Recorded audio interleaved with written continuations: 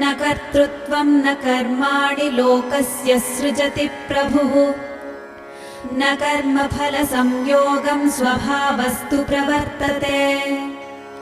नादत्ते कस्यचित् पापं न चैव सुकृतं विभुः अज्ञानेनावृतं ज्ञानं तेन मुह्यन्ति जन्तवः ज्ञानेन तु तदज्ञानं येषां नाशितमात्मनः